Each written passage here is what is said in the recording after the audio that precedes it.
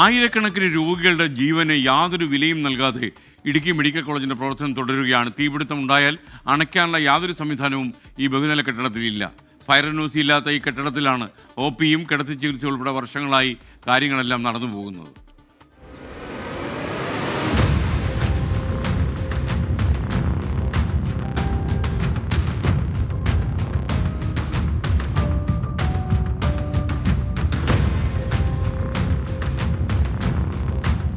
Idukki medical കോളേജിന്റെ പുതിയ ബ്ലോക്കിലുള്ളത് 2 കെട്ടിട സമുച്ചയങ്ങൾ.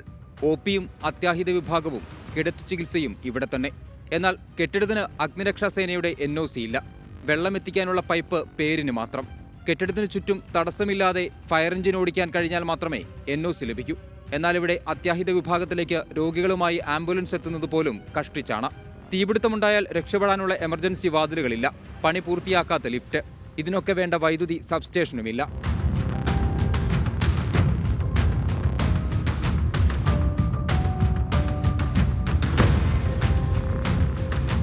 എക്സിറ്റ് റോഡില്ല. കയറി വരാനുള്ള റോഡ് മാത്രമേ ഉള്ളൂ. സ്റ്റേബിൾ ആയിട്ടുള്ള കറണ്ട് സപ്ലൈ ചെയ്യാനുള്ള സൗകര്യം ഇവിടെ ഇല്ല. സബ്സ്റ്റേഷൻ സ്ഥാപിക്കാൻ വേണ്ടിയിട്ട് 3 ട്രാൻസ്ഫോമറുകൾ നമ്മളിവിടെ വാങ്ങി വെച്ചിരുന്നു. നമ്മുടെ ഈ പ്രവർത്തനങ്ങളുടെ ഡിലേ വന്നതുകൊണ്ട് അതും റീഫർണിഷ് ചെയ്താൽ മാത്രമേ ഉപയോഗിക്കാൻ പറ്റുള്ളൂ. ഈ റീഫർണിഷ് ചെയ്യുന്നതിന് 8 കോടിയോളം രൂപയാണ് വെറുതെ നഷ്ടപ്പെട്ടു പോകുന്നത്. കെട്ടിടം പണി തുടങ്ങുമ്പോൾ തന്നെ സൈറ്റ് NOCയും പണി പൂർത്തിയായ ശേഷം ഫയർ NOCയും വാങ്ങേണ്ടത് നിർമ്മാണ കമ്പനിയായ കിറ്റ്കോ ആണ്. മാസ്റ്റർ പ്ലാൻ ഇല്ലാതെ നിർമ്മാണം നടത്തിയതാണ് ഇതിനെല്ലാം കാരണം. പുറമോടി കൊള്ളാം, പക്ഷേ അകം പൊള്ളയാണെന്ന് പറയുന്ന അവസ്ഥയാണ് ഇടുക്കി മെഡിക്കൽ കോളേജിന്റേത്. ഒരു തീപിടുത്തമുണ്ടായാൽ ഫയർ എഞ്ചിൻ എനിക്ക് പിന്നിൽ വരെ വന്ന് ഇങ്ങനെ നിൽക്കും. ഇതിനപ്പുറത്തേക്ക് വശങ്ങളിലേക്ക് ചെല്ലാനോ ഇതിന് പിൻഭാഗത്തേക്ക് ചെല്ലാനോ കഴിയില്ല. അതുകൊണ്ടാണ് ഫയർ NOC ഈ കെട്ടിടത്തിന് ഇതുവരെ ലഭിക്കാത്തതും. ഒരു കാര്യം മാത്രം പറഞ്ഞുകൊണ്ട് നിർത്തുകയാണ്: മനുഷ്യന്റെ ജീവൻ വെച്ച് ഒരു കാരണവശാലും കളിക്കാതിരിക്കുക. സുമിത്രൊപ്പം രാഹുൽ വിജയൻ, 24 ഇടുക്കി. ഇടുക്കിയിലെ ആശുപത്രികളുടെ കൂടുതൽ വിവരങ്ങൾ നൽകാൻ രാഹുൽ വിജയൻ തത്സമയം ചേരുന്നു. പറയൂ രാഹുൽ വിജയൻ, ഗുഡ് മോർണിംഗ്.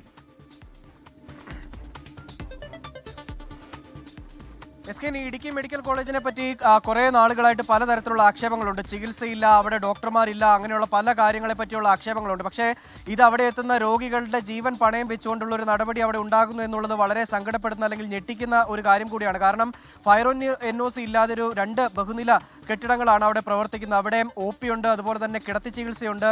ഇവിടെ നിൽക്കുന്ന ആളുകൾക്ക് ജീവനിൽ ഭയമില്ലാതെ നിൽക്കാൻ കഴിയില്ല എന്നുള്ളതാണ് വളരെ പ്രധാനപ്പെട്ട കാര്യം. ഒരു തീപിടുത്തം ഉണ്ടായാൽ ആ കെട്ടിടത്തിനുള്ളിൽ കുടുങ്ങിപ്പോവുകയല്ലാതെ പുറത്തേക്ക് ആളുകൾക്ക് വരാൻ യാതൊരു മാർഗവുമില്ല. ഈ കിറ്റ്കോയാണ് ഈ നിർമ്മാണ കമ്പനി. അതായത് ഈ മെഡിക്കൽ കോളേജിന്റെ കെട്ടിടങ്ങൾ നിർമ്മിക്കുന്നതും അനുബന്ധ നിർമ്മാണങ്ങളും ഒക്കെ കിറ്റ്കോയാണ് ഏറ്റെടുത്തിരിക്കുന്നത്. അവർ ഇതിന്റെ തുടക്കം മുതൽ തന്നെ മാസ്റ്റർ പ്ലാനിൽ വരെ വരുത്തിയിരിക്കുന്ന വീഴ്ച അത് ഗുരുതരമാണ്. അതുകൊണ്ട് തന്നെയാണ് ഈ ഫയർ NOC കിട്ടാത്തത്. ഈ ആശുപത്രിയുടെ കെട്ടിടത്തിന്റെ മുൻപിലേക്ക് ഒരു ചെറിയൊരു ഓട്ടോ പോലും വന്നു കഴിഞ്ഞാൽ തിരിച്ചു പോകണമെങ്കിൽ വലിയ പാടാണ്. അവിടെ ഒരു ഫയർ എഞ്ചിൻ വരിക എന്ന് പറയുന്നത് വലിയ ബുദ്ധിമുട്ടാണ്. മാത്രമല്ല 3 നിലയ്ക്ക് മുകളിലുള്ള കെട്ടിടത്തിന് ഫയർ NOC കിട്ടണമെങ്കിൽ അതിന് ആ കെട്ടിടത്തിന് ചുറ്റും ഫയർ എഞ്ചിൻ ഓടണം എന്നുള്ള നിബന്ധനയുണ്ട്. ഈ കെട്ടിടത്തിന്റെ മുൻപിൽ വരെ വാഹനം എത്താൻ വലിയ പാടാണ്. പിന്നെ എങ്ങനെ ചുറ്റിനും ഓടും എന്നുള്ളതാണ് മനസ്സിലാക്കാനും കഴിയുന്നത്. എന്തായാലും അടിയന്തരമായി ഇതിലൊരു നടപടി ഉണ്ടാകണം.